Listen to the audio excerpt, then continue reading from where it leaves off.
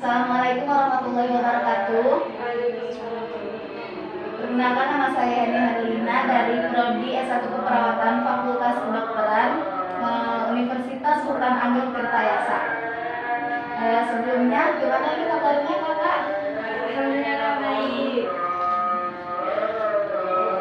Sebelumnya ya, saya akan memberitahu. Di sini saya akan melakukan sosialisasi ya mengenai coronavirus atau biasa disebut COVID-19 ya. Baik, sebelumnya saya akan membagikan satuan tugas penanganan COVID-19 ya. Ini sudah ditetapkan sama pemerintah ya.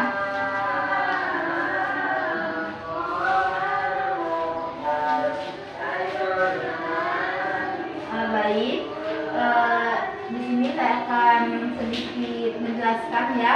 Kita sedikit berbagi ilmu juga. Nah, ini ada satuan tugas penanganan COVID-19 atau yang biasa kita sebut dengan virus corona ya. Kenapa dinamain penyakit corona gitu? Karena yang menyerangnya itu sebuah virus yang bernama corona ya. Nah, surat edaran ini yaitu Surat Edaran Nomor 1 Tahun 2021 tentang ketentuan perjalanan orang dalam negeri dalam masa pandemi coronavirus 2019 atau biasa disebut COVID-19. Di sini dijelaskan bahwa tingkat penularan coronavirus 2019 atau biasa disebut COVID-19 di wilayah Indonesia masih tinggi, ditandai dengan positif rate, kasus aktif dan penambahan kasus positif di tingkat nasional. Nah, positif rate itu apa? Positif rate di sini yaitu merupakan jumlah kasus harian dibagi dengan jumlah pemeriksaan harian dan dikali 100. Itu angka COVID-19-nya ya. Nah, selanjutnya bahwa dalam masa pandemi dan menuju masa adaptasi kebiasaan baru masyarakat produktif dan aman, coronavirus 19 atau biasa disebut COVID-19, penyebaran coronavirus berpotensi meningkat akibat perjalanan orang. Nah, kan coronavirus di Indonesia itu sempat kayak di kebiasaan orang itu kayak dibuat baru ya, kayak seperti biasa lagi gitu. Dan itu nyatanya membuat angka COVID di Indonesia lebih tinggi. Nah, kenapa? Karena dalam perjalanan itu kan namanya orang dalam perjalanan itu kan ada yang dari Bandung, ada yang dari Jakarta, ada yang dari Pandeglang kemana, dari Jakarta ke sini, apalagi yang dari kota kayak dari Jakarta itu kan kota pusat ya. Jadi kan banyak orang dari mana-mana, dari luar negeri, dari ya berkumpul di situ. Mungkin jika yang imunitasnya sedang baik, mungkin dia nggak akan langsung terserang COVID ya. Tetapi jika imunitas tubuh dia rendah, maka dia akan berpotensi lebih tinggi untuk terpapar atau tertular atau terkena ya coronavirus itu sendiri. Nah, karenanya jika kita sedang melakukan perjalanan itu ada juga ketentuan dari pemerintah seperti harus memakai masker, terus harus bawa hand sanitizer, sering cuci tangan, menjauhi kerumunan, menjaga jarak ya. Biasanya mah dinamainya physical distancing ya, yang mudahnya mah jangan dekat-dekat sama orang gitu ya. Terus bahwa dalam rangka mencegah dan memutus rantai penyebaran COVID-19 yang terus berpotensi meningkat, maka perlu dibentuk surat edaran tentang ketentuan perjalanan orang dalam negeri dalam masa pandemi COVID-19.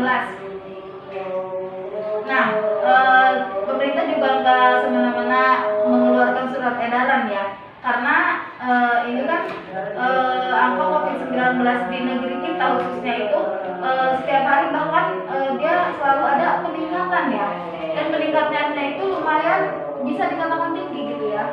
Sehingga pemerintah mengeluarkan surat edaran mengenai ketentuan perjalanan orang dalam negeri dalam masa pandemi ini. Selanjutnya di situ ada maksud dan tujuan. Nah, kita lanjut ke maksud dan tujuan. Ketentuan perjalanan orang, dan ini disusun dengan maksud sebagai panduan perjalanan orang dalam masa pandemi coronavirus atau COVID-19. Selanjutnya, kriteria dan persyaratan meningkatkan penerapan protokol kesehatan dalam kebiasaan baru bagi terciptanya kehidupan yang produktif dan aman dalam masa pandemi COVID-19 ini. Nah tadi ya, protokol kesehatannya itu yang tadi yang udah disebutin, yang cuci tangan, menjauhi kerumunan, memakai hand sanitizer, terus ya pokoknya jangan banyak berinteraksi sama orang gitu ya. Apalagi kan banyak orang-orang yang dia menjual kayak masker gitu ya dari bahan yang dia sendiri nggak bisa mencegah dari paparan virus itu sendiri ya. Nah apalagi ada orang-orang yang kadang dia mendaur ulang kayak masker-masker yang udah dipakai ya. Jadi sebaiknya kalau kita habis pakai masker yang satu kali pakai, masker kayak gitu. Jadi kan orang-orang zaman sekarang itu ada ya yang kayak mendaur ulang masker-masker yang udah dipakai gitu kan. Kadang kita ya namanya kayak buru-buru atau apa gitu kan. Kadang habis pakai masker itu langsung buang-buang, apalagi kan kita kayak lagi dalam perjalanan kan. Itu kan ya sedikit orang yang mempunyai kesadaran bahwa masker itu bisa didaur ulang gitu. Yang kedua yaitu mencegah terjadinya peningkatan penularan coronavirus 19. Selanjutnya ruang lingkup surat edaran ini adalah protokol kesehatan terhadap pelaku perjalanan dalam negeri atau PPDN yang menggunakan seluruh moda transportasi untuk seluruh wilayah Indonesia. Jadi ini tuh berlaku untuk di seluruh wilayah Indonesia ya. Dari penjelasan yang tadi, apakah ada yang ingin dipertanyakan atau ada yang tidak dimengerti? Izin bertanya Kak. Baik, silakan.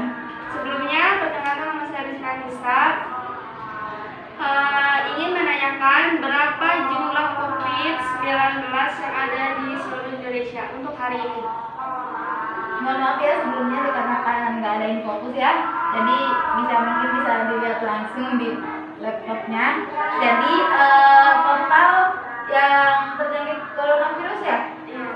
Nah di sini kan total kasusnya itu, ini semua kasusnya ya. Jadi total meninggal dunia sama yang sembuh. Totalnya itu ada 1,48 juta.